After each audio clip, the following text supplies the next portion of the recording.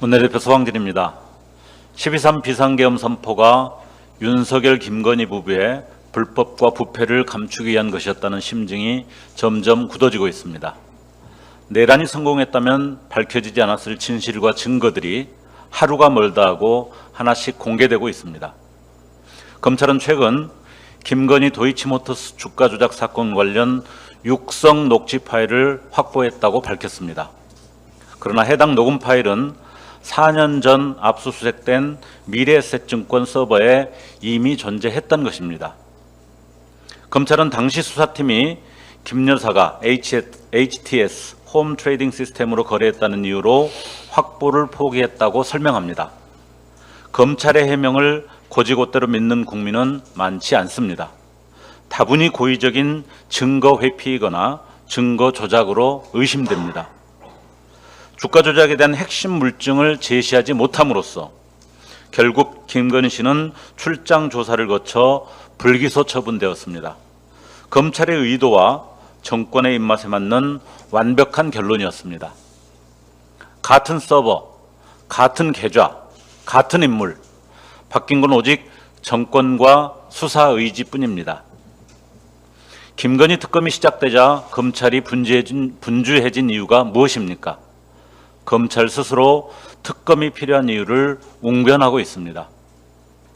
법원이 주가 조작에 동원됐다고 판단한 계좌에서 40% 수익을 약속했다는 김 씨의 육성이 나왔습니다. 명백히 범죄를 자인하는 발언입니다. 원칙대로 증거가 확보되고 상식적인 수사가 진행됐다면 김건희 씨는 이미 감옥에 있었어야 합니다. 윤석열 정권과 검찰 수사 총체적으로 다시 돌아봐야 합니다.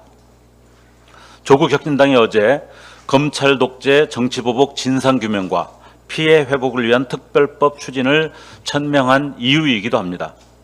정치적 수사와 기소로 증언과 증거를 조작하고 밝혀야 할 것은 덮고 없는 혐의는 만들어낸 검찰 수사, 그리고 그 결과에 대해 철저한 진상규명과 교정이 필요합니다.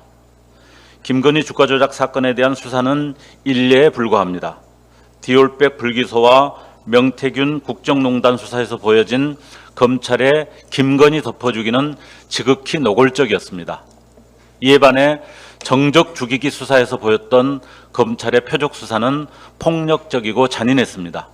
정치인은 물론 정권의 비판적인 언론과 시민사회, 노동계 인사들을 수사할 때는 검찰은 사실상 결론을 정해놓고 집요하게 관철시켰습니다.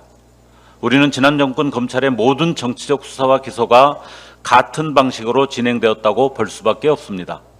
권력이 은폐한 진실은 특검법으로 낱낱이 밝혀내되 부당한 정치 기소와 이에 따른 재판에 대해서는 피해자들의 명예와 권리를 되찾아 주어야 합니다. 무리한 요청이 아니며 무리한 일도 아닙니다.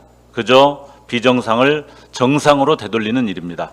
그 방법만이 윤석열 검찰 독재의 잔재를 제대로 청산하는 길이기도 합니다. 이상입니다.